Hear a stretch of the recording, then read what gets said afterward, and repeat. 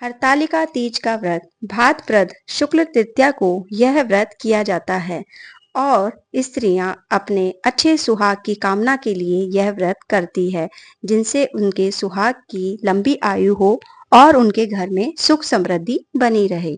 हरतालिका व्रत तीज की कथा कुछ इस प्रकार है। शंकर जी ने पार्वती को कहा कि एक बार तुमने हिमालय पर्वत पर जाकर गंगा किनारे मुझको पति रूप में पाने के लिए कठिन तपस्या प्रारंभ की थी। उसी घोर तपस्या के समय नारद जी हिमाचल के पास गए तथा कहा कि विष्णु भगवान आपकी कन्या के साथ विवाह करना चाहते हैं।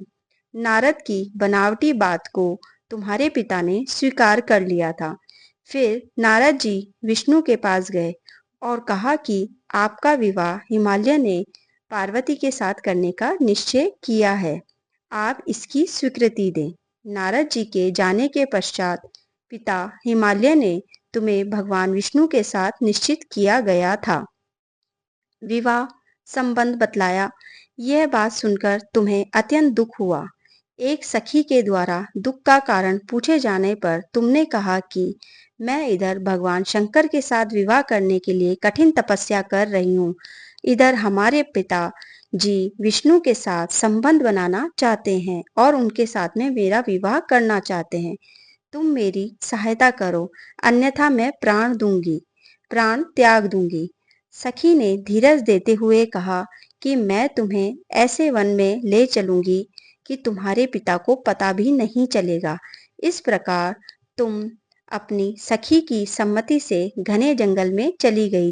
इधर तुम्हारे पिता हिमाचल घर में इधर उधर खोजने लग गए, पर जब तुम्हें नहीं पाया तो वह बहुत चिंतित हुए, क्योंकि नारद से विष्णु के साथ विवाह करने को मान लिए थे। वचन भंग की चिंता ने उन्हें मूर्छित कर दिया था।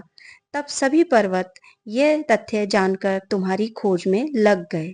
उधर सखी सही तुम सरिता किनारे ही एक गुफा में मेरे नाम से तपस्या करने लगी थी।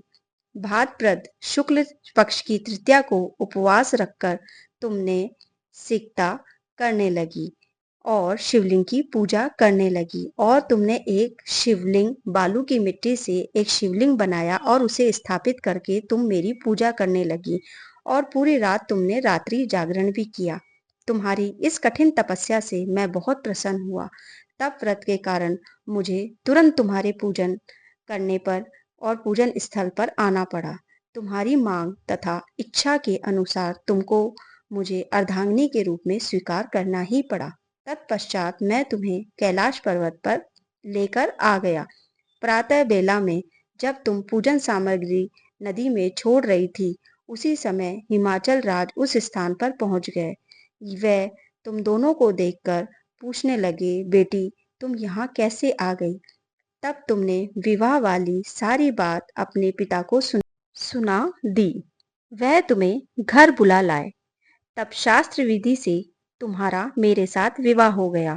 तो हे पार्वती, जैसे तुमने किया और वैसे ही हर एक स्त्री हरतालिका व्रत का नामकरण करे और उसका व्रत और उद्यापन करे, तो मैं उसको सारी मनोकामनाएं पूर्ण करती हूँ। सौभाग्यशाली स्त्री का सौभाग्य अखंड रहता है और हर स्त्री को अपना मन वांछित वर जरूर जरूर मिलता है।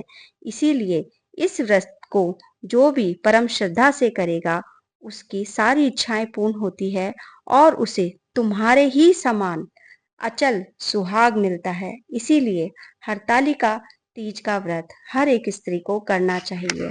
अगर हमें पार्वती के समान अपना सुहाग बहुत ही अखंड और अचल चाहिए, तो हमें हरतालिका तीज का व्रत जरूर जरूर करना चाहिए। राधे राधे।